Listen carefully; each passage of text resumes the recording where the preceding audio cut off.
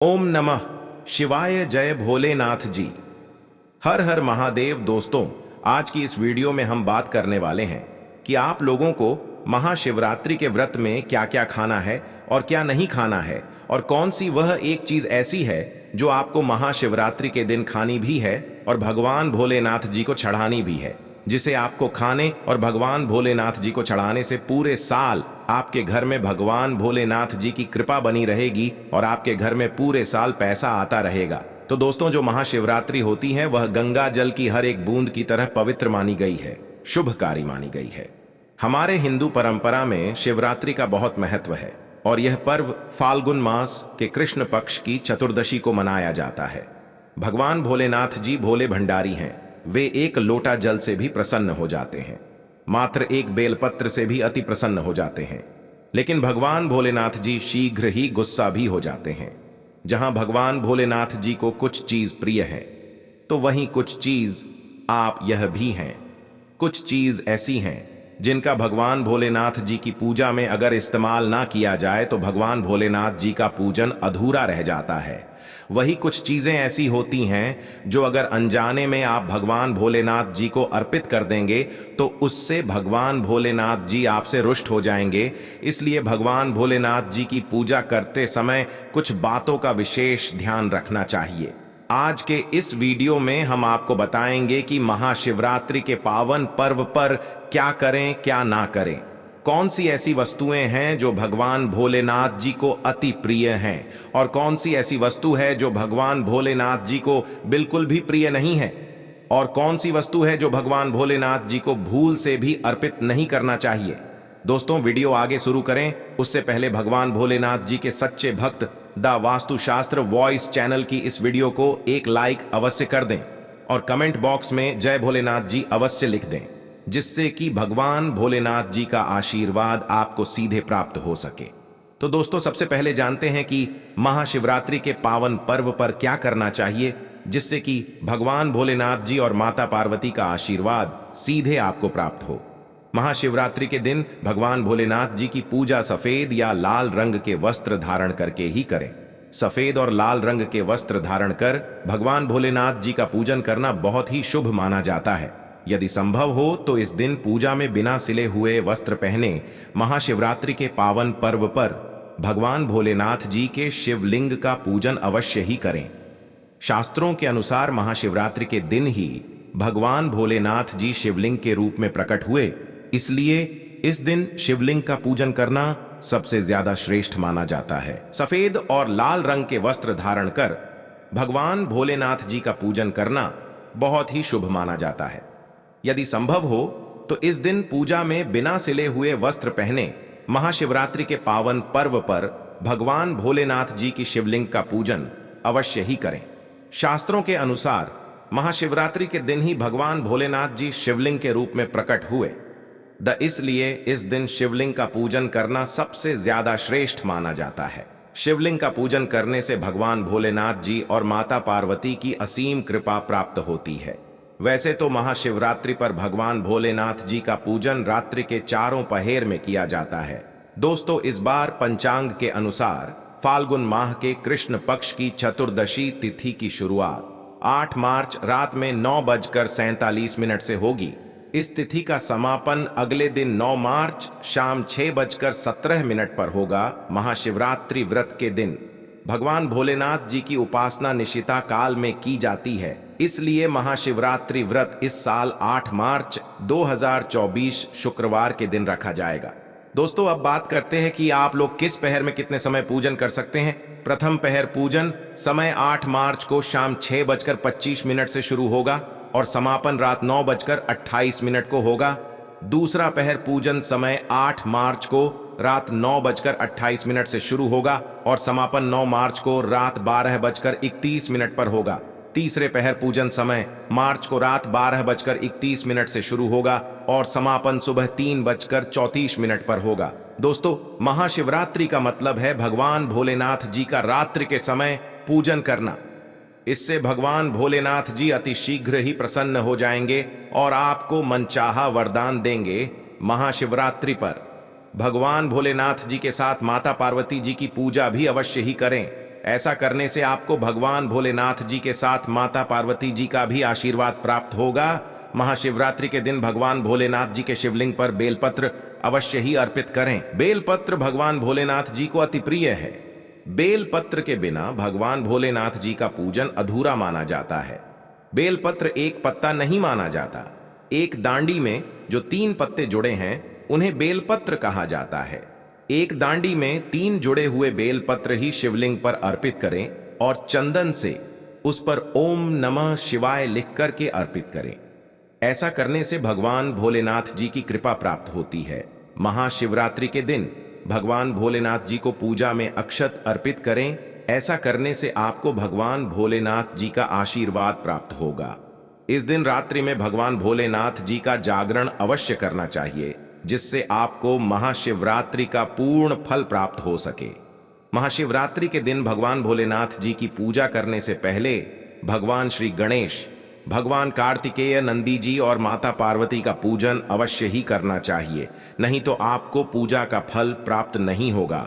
इस दिन बैल को हरा चारा अवश्य ही खिलाना चाहिए, क्योंकि बैल को नंदी जी का रूप माना जाता है, जो भगवान भोलेनाथ जी को अत्यधिक प्रिय है। दोस्तों, महाशिवरात्रि पर इन कार्यों को करने से भगवान भोलेनाथ जी की कृपा प्राप्त होती है। दोस्तों, अब बात करते हैं कि आपको महाशिवरात्रि के दिन क्या क्या खाना चाहिए। शिव पुराण के अनुसार माना जाता है कि महाशिवरात्रि पर व्रतधारी को धतूरा अवश्य खा लेना चाहिए। भले ही आप थोड़ा सा खाएं, लेकिन खा जरूर लें, इससे व्रत पूरा हो जाता है। इस दिन भांग खाने से संपूर्ण फलों की प्राप्ति हो जाती है। अगर आप भांग नहीं खाते हैं तो इसे थोड़ा बहुत छक लें, नहीं तो आपका व्रत अधूरा माना जाएगा। दोस्तों, महाशिवरात्रि के पावन पर्व पर भगवान भोलेनाथ जी और माता पार्वती जी की कृपा प्राप्त करने के लिए इन सभी बातों का विशेष ध्यान रखें, जिससे आपको व्रत और पूजा का पूर्ण फल प्राप्त हो और भगवान भोलेनाथ जी और माता पार्वती जी की आपको कृपा मिल सके। बहुत सी चीजें इस दिन के व्रत में ऐसी होती हैं जो आपको नहीं खानी चाहिए, और एक चीज ऐसी है जो महाशिवरात्रि के दिन जरूर खानी चाहिए, ताकि आपको इस व्रत का संपूर्ण फल मिले। महाशिवरात्रि के दिन बहुत से लोग व्रत रखते हैं। एक बेला उपवास रखकर कई लोग साथ भी भोजन करते हैं। महाशिवरात्रि का व्रत अगर आप रखते हैं तो ध्यान रखें, शरीर में पानी की कमी ना हो। इसके लिए अनार या संतरे के जूस का सेवन कर सकते हैं, लेकिन गन्ने का जूस मत पीजिएगा। महाशिवरात्रि के दिन फलाहार में सेब, संतरा, पपीता, केला, खीरा वगैरह खा सकते हैं। इस दिन नमक नहीं खाना चाहिए। बहुत से लोग सेंधा नमक का खाना खाते हैं, तो आप वो खा सकते हैं, कोई दिक्कत नहीं है, लेकिन सफेद नमक को मत खाएगा। आलू का आप प्रयोग कर सकते हैं, पर काला नमक को मत खाएगा। भूल कर भी चावल, रोटी यानी अनाज का प्रयोग मत कीजिएगा। आप गेहूं तो एक बार खा भी सकते हैं, पर चावल मत खाएगा, इस बात का ध्यान रखिएगा। दही वगैरह भी खा सकते हैं, कोई दिक्कत नहीं है। मूंगफली, ये मखाने को घी में फ्राई करके भी खा सकते हैं। गाजर, लौकी की खीर, साबूदाने की खिचड़ी आप खा सकते हैं। इस दिन कुट्टू के आटे का खाना भी आप बना सकते हैं, आप उसको भी खा सकते हैं, लेकिन अनाज और साधारण नमक का इस दिन व्रत में प्रयोग ना करें। सेंधा नमक का प्रयोग कर सकते हैं। लहसुन, प्याज, मांस, मदिरा भूल कर भी मत खाएं, वरना आपके व्रत का फल आपको कुछ भी नहीं मिलेगा। इन चीजों का आपको ध्यान रखना है, नहीं तो आप पाप के भागीदार हो सकते हैं। महाशिवरात्रि पर व्रतधारी को खाने पीने की चीज दूसरों को मिल बांट कर खानी चाहिए, शेयर करनी चाहिए। भगवान भोलेनाथ जी अति प्रसन्न होते हैं, लेकिन वो एक खास चीज जो भगवान भोलेनाथ जी पर अर्पित भी की जाएगी और खाए भी जाएगी, वो है पंचामृत। आप पंचामृत जरूर अर्पित कीजिएगा और बाद में उसको प्रसाद के रूप में जरूर खाइएगा। दूसरी बात, इस दिन सात्विक तरीके का खाना बनाकर खाया जाता है। आप फलाहार भी कर सकते हैं या फिर आप सिंघाड़े का हलवा खा सकते हैं। इस दिन शिवलिंग के ऊपर बेर जरूर अर्पित करें, उसके बाद फलाहार करते समय इस बेर को जरूर खाएं। याद रखिए, इससे शत्रु और विरोधी कभी सर नहीं उठाएंगे और जीवन में आपकी चारों दिशाओं में जय जयकार होगी। आप विजय श्री को प्राप्त करेंगे। बेर अर्पित करने से दुश्मन का सर्वनाश होता है, या फिर दुश्मन आपके खिलाफ कुछ नहीं कर पाते। शिवलिंग पर काले तिल जल में डालकर या दूध में डालकर जरूर अर्पित कीजिएगा। शनिवार का दिन है तो इस दिन काले तिल अवश्य अर्पित करें, बहुत ही शुभ और मंगलकारी माना जाता है। शनि दोष से पीड़ित व्यक्ति को शनि से छुटकारा मिल जाता है। वैसे महाशिवरात्रि के दिन आप दूध का सेवन कर सकते हैं, लेकिन केवल दूध नहीं, उसमें 2-4 चीनी के दाने डालकर ही सेवन कीजिएगा। केवल दूध कभी भी नहीं पीना चाहिए। व्रत त्योहार में तो भूल कर भी नहीं 2-4 दाने चीनी डाल दें। भले ही आप चीनी ना खाते हो तो भी इस तरह से आपका व्रत पूर्ण होगा।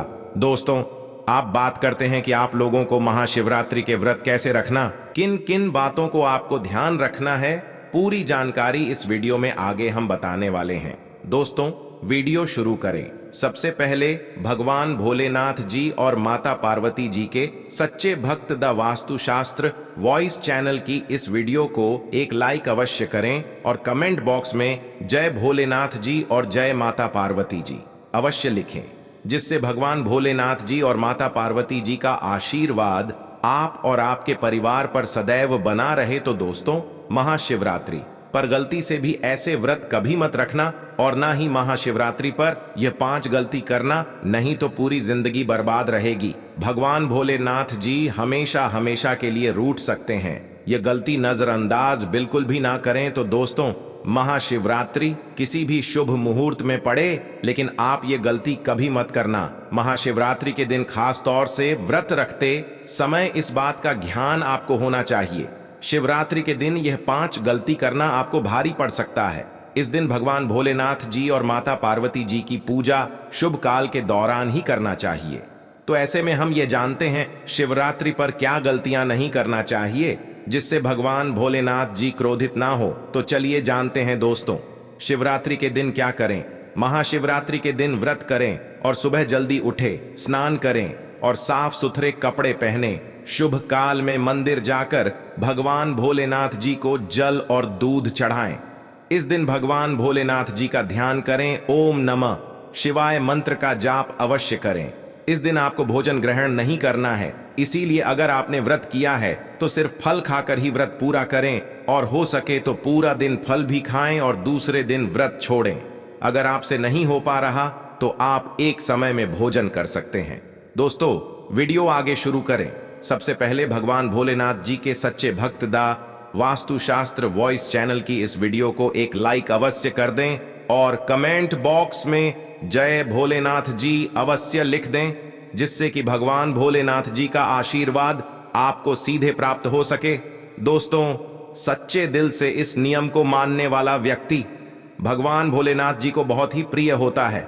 दोस्तों, अब बात करते हैं महाशिवरात्रि के अवसर पर आपको क्या गलती नहीं करना चाहिए जिससे भगवान भोलेनाथ जी क्रोधित ना हो। तो दोस्तों, चाहे कुछ भी हो जाए, महाशिवरात्रि के दिन मांस मदिरा का सेवन गलती से भी मत करना, नहीं तो आपके साथ कुछ भी हो सकता है। महाशिवरात्रि के दिन देर तक कभी ना सोएं, इससे आपका भाग्य बिगड़ सकता है। भगवान भोलेनाथ जी रूठ सकते हैं। महाशिवरात्रि के दिन दाल चावल या गेहूं से बने पकवान नहीं खाना चाहिए। इस दिन आप सिर्फ फल, दूध, चाय और कॉफी ले सकते हैं। दोस्तों, अगर आप भगवान भोलेनाथ जी को प्रसन्न करना चाहते हैं तो इस दिन काले कपड़े भूलकर भी मत पहनना। इस दिन जितना ज्यादा हो सके भगवा रंग, यह लाल रंग का ही कपड़ा पहने, बहुत ही शुभ और मंगलकारी माना जाएगा। इस दिन गलती से भी पति पत्नी शारीरिक संबंध भूलकर भी ना बनाएं, अन्यथा भगवान भोलेनाथ जी के क्रोध का सामना आपको करना पड़ेगा। इस दिन जितना ज्यादा हो सके दान पूर्ण करें। भगवान भोलेनाथ जी को अगर खुश करना है तो ये बातें गांठ बांध लें। दोस्तों, ये पाप कभी मत करना। महाशिवरात्रि के इस पावन अवसर पर शिवलिंग पर भूलकर भी यह चीजें मत चढ़ाना, नहीं तो जिंदगी भर आपको किसी बड़ी परेशानी का आपको सामना करना पड़ सकता है। आपका व्रत टूट भी सकता है। भगवान भोलेनाथ जी अत्यंत क्रोधित हो सकते हैं, जान लीजिए, नहीं तो आपके व्रत रखने का कोई भी फायदा नहीं। तो चलिए जानते हैं दोस्तों। नंबर 1, तुलसी पौराणिक कथाओं के मुताबिक तुलसी को लक्ष्मी माता जी का स्वरूप माना जाता है। लक्ष्मी माता जी भगवान विष्णु जी की अर्धदांगिनी है। भगवान विष्णु शालिग्राम की पूजा में ही तुलसी का प्रयोग किया जाता है। ऐसे में शिवलिंग पर तुलसी का प्रयोग वर्जित है। यह आपको पाप का भागीदार बना सकता है। ऐसा अनर्थ कभी मत करना। दोस्तों, नंबर 2, सिंदूर एक प्रकार से श्रृंगार की वस्तु है जो सभी देवियों को चढ़ाया जाता है, परंतु भगवान भोलेनाथ जी बैरागी हैं और वह महाकाल है, इसीलिए उन्हें सिंदूर नहीं चढ़ाया जाता है। ऐसा पापा आप कभी मत करना दोस्तों। नंबर 3, शिवरात्रि के पावन अवसर पर जितना ज्यादा हो सके आपको भगवा रंग पहनना चाहिए। भगवान भोलेनाथ जी अति प्रसन्न होते हैं। इस दिन काले कपड़े पहनने से बचना चाहिए और मंदिर में काले वस्त्र पहनकर कभी प्रवेश न करें दोस्तों। नंबर 4, हल्दी। सभी देवी देवताओं की पूजा में हल्दी का उपयोग किया जाता है, लेकिन कुछ का मानना है कि विनाश के देवता भगवान भोलेनाथ जी को अर्पित नहीं करना चाहिए, क्योंकि हल्दी सौभाग्य का प्रतीक है दोस्तों। 5 केतकी के फूल। पौराणिक कथाओं के मुताबिक केतकी के फूल भी शिवलिंग पर नहीं चढ़ाना चाहिए, क्योंकि एक बार केतकी के फूल भगवान ब्रह्मा के झूठ में साथ दिया था। यह बात जानकर भगवान भोलेनाथ जी ने क्रोध में आकर केतकी के फूल को श्राप दे दिया दोस्तों। नंबर 6, नारियल पानी। एक पौराणिक मान्यताओं के अनुसार ऐसा कहा जाता है कि शिवलिंग पर नारियल पानी नहीं चढ़ाना चाहिए, क्योंकि यह शुभ नहीं माना जाता दोस्तों। नंबर 7, शंख जल। भगवान भोलेनाथ जी ने शंखचूर्ण नाम के असुर का वध किया था। शंख को उसी असुर का प्रतीक माना जाता है जो भगवान विष्णु का भक्त था, इसीलिए विष्णु भगवान जी की पूजा शंख से होती है, शिव की नहीं दोस्तों। नंबर 8, तिल। यह भगवान विष्णु जी के मैल से उत्पन्न हुआ था माना जाता है, इसीलिए इसे भगवान भोलेनाथ जी को नहीं अर्पित किया जाना चाहिए दोस्तों।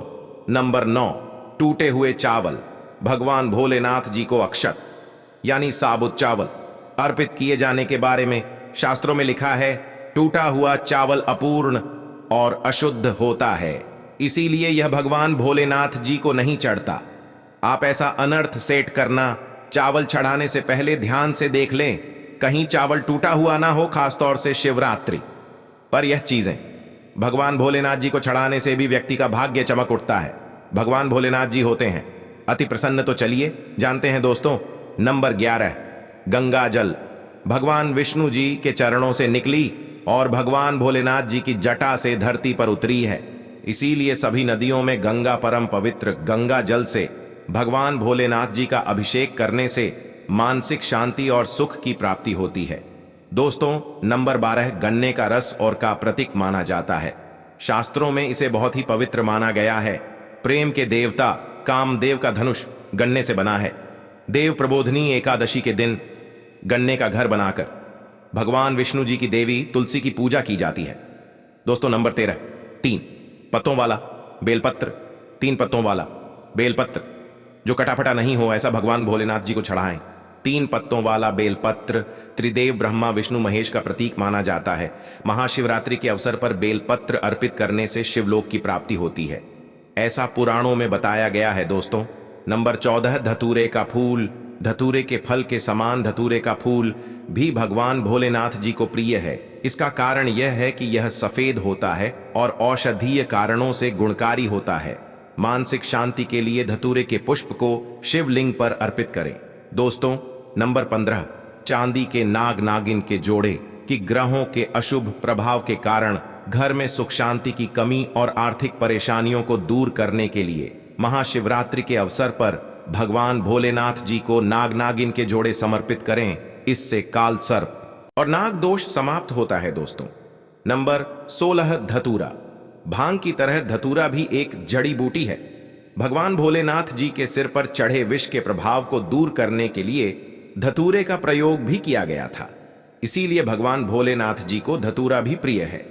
महाशिवरात्रि के अवसर पर शिवलिंग पर धतूरा अर्पित करें, इससे शत्रुओं का भय दूर होता है, साथ ही धन संबंधी मामलों में उन्नति होती है दोस्तों। नंबर 17, भांग। भगवान भोलेनाथ जी ने हलाहल विषपान किया। इस बीज के उपचार के लिए कई तरह की जड़ी बूटियों का प्रयोग देवताओं ने भी एक है, इसीलिए भगवान भोलेनाथ जी को अत्यंत प्रिय है। और से शिवरात्रि के अवसर पर भांग के पत्ते को पीसकर दूध या जल में घोलकर भगवान भोलेनाथ जी का अभिषेक करें तो रोगों से मुक्ति मिलती है। तो दोस्तों आज की इस वीडियो में बस इतना ही, मिलते हैं अगले वीडियो में। तब तक के लिए जय भोलेनाथ जी। धन्यवाद दोस्तों।